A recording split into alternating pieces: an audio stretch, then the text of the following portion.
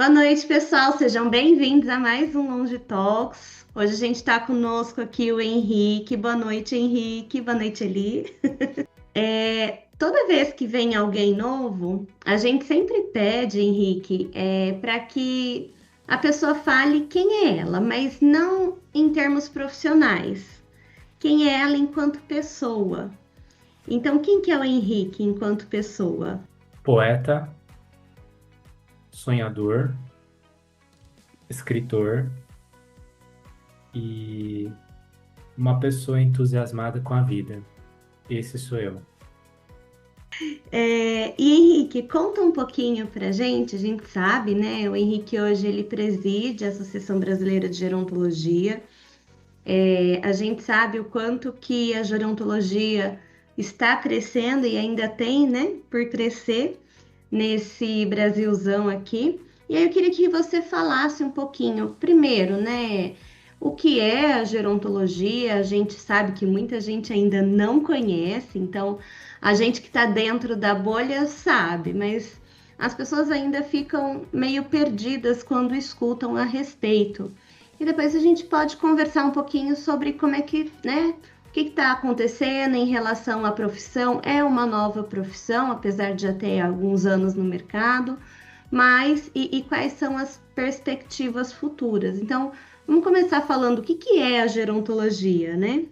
Bom, Jéssica e Eliane, primeiro eu quero agradecer o convite, a oportunidade de estar aqui no Longe Talks, que é um podcast que acessa muitas pessoas e eu tenho certeza que os conteúdos sempre beneficiam e também levam informação, qualidade e oportunizam reflexões. Eu estou como presidente da Associação Brasileira de Gerontologia, da gestão 2025-2027, e a gerontologia é um campo do saber, é um campo interdisciplinar que estuda o envelhecimento, a velhice, as gerações, e neste âmbito desta formação do estudo do envelhecimento, nós temos as diferentes formações. Então, no Brasil, a carreira de bacharel em gerontologia é uma carreira nova, mas nós também temos os especialistas, temos os profissionais que atuam na pesquisa, né? Então, o profissional gerontólogo é aquele que é o egresso do bacharelado de gerontologia. E a proposta é formar um profissional generalista que possa contribuir para a gestão do envelhecimento. Como é que esse envelhecimento pode ser satisfatório? Como nós podemos oportunizar a participação social das pessoas, os direitos, a qualidade de vida, a inserção da pessoa idosa no mundo do trabalho, na economia. Então, o gerontólogo ele transita aí pela área da saúde, pela área da assistência social e tem essa visão panorâmica desse processo, né? Então, a gerontologia é uma área que estuda, intervém, pesquisa sobre envelhecimento. Excelente. E hoje, Henrique, o que que você vê assim em termos de caminho para a gerontologia aqui no Brasil? Como é que você vê essa perspectiva do ponto de vista ético e profissional? Bom, eu vejo que a demanda ela está posta cada vez mais. Eu costumo dizer que o envelhecimento é a lebre e as políticas públicas é a tartaruga. Então, nós estamos diante de um cenário desafiador, porque agora é o momento ideal para traçar políticas, programas e projetos. Então, o caminho ele está posto. O que falta é vontade do poder público, uma mobilização social sobre esse tema, porque muitas pessoas ainda acham que isso não me atinge, ainda não estou velho, velho não vota, não participa socialmente, não tem uma vida sexual ativa, não contribui. Então, eu acho que o caminho está posto, mas Existem entraves que são o idadismo, né, que é o preconceito contra as pessoas mais velhas. Muitas vezes a falta de vontade da questão política mesmo, né, de colocar esse setor como algo realmente que vale a nossa atenção. Então, eu costumo dizer que, além desse impasse entre o coelho e a tartaruga, nós temos o envelhecimento como um dos cavaleiros apocalípticos, né? Então, você tem a questão ambiental, o cavaleiro do apocalipse. Todo mundo está ali vendo e ninguém está fazendo quase nada, né? E o envelhecimento é outro, porque está posto, os caminhos estão postos, mas para onde a gente vai trilhar? Então, isso depende de uma coalizão. Nós que estamos na academia, eu que estou na Universidade de São Paulo, com os profissionais, com gestores, com o pessoal do mercado, tudo para fazer essa pauta avançar, né? Porque realmente é desafiador. A gente precisa de parcerias para fazer isso avançar, né? Projetos, políticas, né? Eu tenho aí uma questão, né? Eu como leiga, né? Na verdade, eu só estudo sobre a longevidade, mas eu não sou uma profissional regulamentada, né? Que tenha feito bacharelado em gerontologia. E hoje eu vejo, com o crescimento, né, populacional, da gente estar vivendo mais, a gente hoje tem, como você mesmo disse, uma demanda muito grande. Mas a gente também tem assim como a gente tem uma demanda muito grande do crescimento dessa população envelhecida, a gente não tem na mesma proporção o crescimento do cuidado que vai poder ajudar essas pessoas no envelhecimento. E quando eu falo isso, eu queria que você falasse um pouquinho da relação do profissional, porque eu acredito que seja um trabalho multidisciplinar, como ele funciona, esse trabalho multidisciplinar com o gerontólogo, o geriatra, né? Que fazem aí essa, vamos dizer assim, essa coordenação diante disso, para a gente poder, para eu poder entender um pouquinho os papéis, aonde eles estão, né? E a importância de um geriatra ter um gerontólogo na sua equipe e vice-versa. Sim, a questão do cuidado, ela tem sido uma pauta crescente. Nós temos agora a promulgação da Política Nacional de Cuidados, que prevê o cuidado como um direito social. Não só da pessoa idosa, mas das pessoas com deficiência, etc. E aí os municípios fazem adesão para fazer um plano municipal de cuidados com base nas necessidades daquele território. E aí, para além disso, a gente tem outras políticas também que se propõem a pensar sobre essa questão do cuidado. Mas ainda assim tem uma fragmentação. O sistema de cuidados no Brasil ele está desintegrado. Ele não está integrado, não está coordenado, não está centrado na pessoa, não tem uma comunicação efetiva. E eu fiz uma pesquisa que o título era Quem Cuidará de Nós 2050. E nós entrevistamos 276 especialistas do Brasil e perguntamos: o que você acha do futuro? Teremos cuidados suficientes? E a resposta foi não.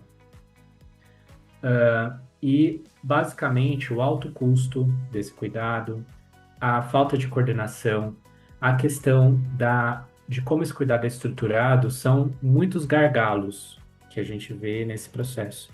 E nós temos um cenário, Eliane, que é a escassez de recursos humanos. Vocês sabiam que nós temos só no Brasil 3.100 e alguma coisa geriatras? Como que um país continental como o nosso, como o Brasil, com 200 e tantos milhões de habitantes, tem só 3.000 geriatras? As residências de formação de profissionais especialistas, elas enfrentam vários desafios, tá?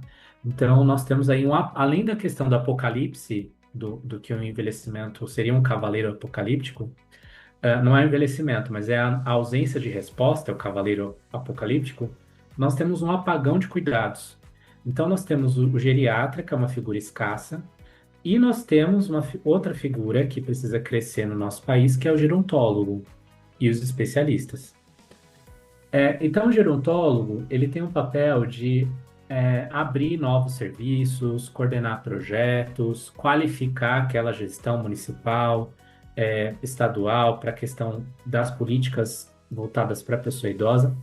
E, basicamente, o gerontólogo tem atuado em sinergia com o geriatra. Nós temos experiências de colegas que uma colega nossa tem um consultório de geriatria e ela começou com um gerontólogo.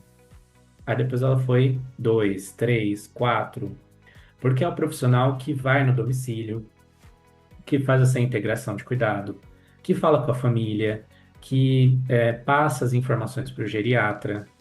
Então tem uma sinergia aí nesse processo, né, que a gente vê. Mas obviamente que isso precisa ser ampliado, difundido. E o geriatra, ele entra quando, por exemplo, você tem pacientes muito complexos, porque nós não temos geriatra.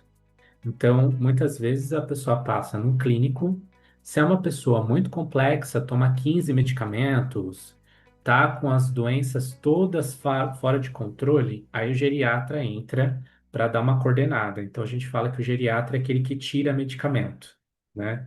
E vai dar uma organizada aí na questão. Então, a gente tem trabalhado muito em parceria com o geriatra e também com os outros profissionais, né? Porque a gente não trabalha sozinho. O gerontólogo ele precisa de profissionais especialistas para fazer essa orquestra funcionar. Ele é o gestor, ele é o regente. E aí ele vai precisar encaminhar as pessoas, ele vai precisar ter um olhar específico, né? Fazer essa interlocução com o geriatra. Então a gente vê uma relação de parceria aí nesse processo. O áudio, né? E Henrique, assim, olhando para a gerontologia, para quem não sabe, também sou gerontóloga, qual a perspectiva que você vê? Porque assim, eu vejo outras profissões, por exemplo, como a terapia ocupacional, que aí data desde 1975, mas hoje que a gente escuta falar mais, acho que os últimos 5 anos eu vejo como uma profissão realmente ascendente, apesar do tempo no mercado. Em relação à gerontologia, como é que você vê esse processo? Eu sou otimista em relação a isso. Eu acredito que leva tempo, mas que a gente, né, consegue chegar lá num tempo não tão distante, visto a demanda.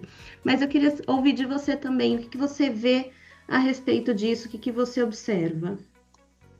Eu sou otimista também, Jéssica. Eu acho que temos um potencial grande de regulamentar a profissão. Tivemos recentemente a regulamentação da profissão do sanitarista e do musicoterapeuta. A nossa regulamentação, eu vejo que ela está próxima. Já passamos por muitos desafios, né? O projeto de lei foi encampado em 2013. Nós estamos em 2026. Obviamente que os nossos deputados precisam se convencer de que a profissão é importante. Esse é um ponto. Mas eu acho que ela está em vias de ser regulamentada. Agora, só a regulamentação não adianta. A gente vai precisar fazer um trabalho de letramento social sobre o envelhecimento. E vai ter que chamar a sociedade civil para ver com a gente. E o gerontólogo ele vai ter que se posicionar politicamente, cada vez mais. Então, a terapia ocupacional que você citou, eles se posicionaram, né? Essa questão do neurodesenvolvimento atípico, as questões relacionadas ao bem-estar da pessoa com problemas de funcionalidade, a luta pela saúde mental. Então, acho que a gente vai ter que escolher bandeiras para defender. Eu vejo que essa questão do cuidado, ela é uma delas. É muito importante, né? Essa questão da gestão e das políticas é uma outra. E essa questão da educação. Então, tudo isso em sinergia, né?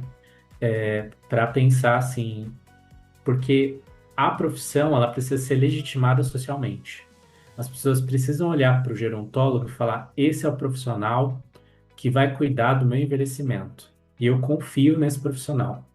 E como é que as pessoas confiam na gente? A gente se posicionando, fazendo um bom trabalho, construindo uma identidade, né, que é, inspire essa confiança, entendeu? Então as pessoas vão procurar a Jéssica e vão falar: a Jéssica vai cuidar de mim. Eu vou ser bem cuidado por ela. Então é isso que a gente faz na academia, formando os novos gerontólogos. É, assim, é nessa toada. Eu acho que a gente tem um compromisso social muito grande. E cada vez a gente vai ter populações mais envelhecidas. E precisando dessa gestão, que é vocês que conhecem, né? Porque eu não vou fazer não vou fazer uma gestão se eu não tenho vamos dizer assim, um conhecimento sobre aquilo. Eu vou fazer uma gestão junto a um município, uma gestão sobre uma política, ajudar numa política pública do idoso? Não tem. Eu tenho a minha própria experiência, mas eu não tenho isso.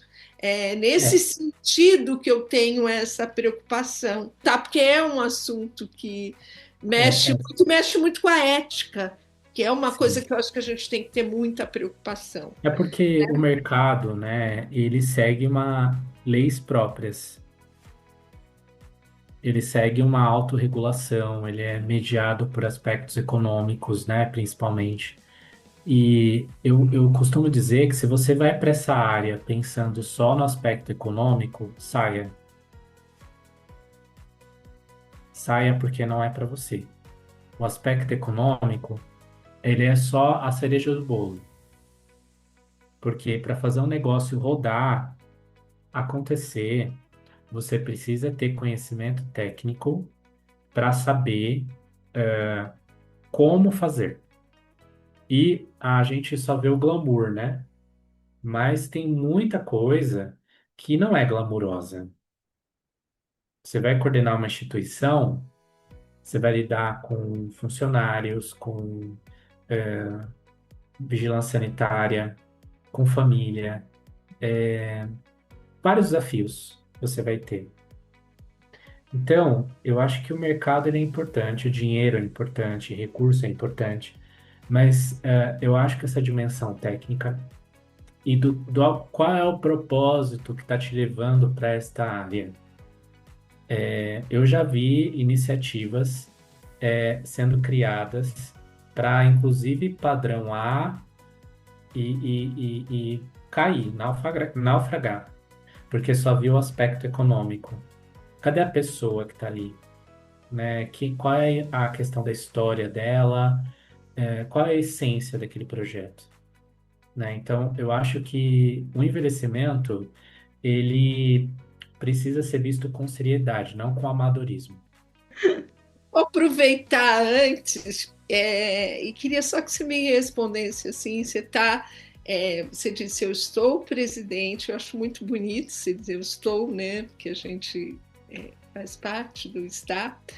É, nessa tua, vamos dizer assim, nesse teu os 2 anos que você tem aí pela frente, já passou um, tem outro, qual é a pauta principal, se é que você pode abrir para a gente a pauta principal de, é, de, de preocupação ou de propósito da ABG nesse ciclo?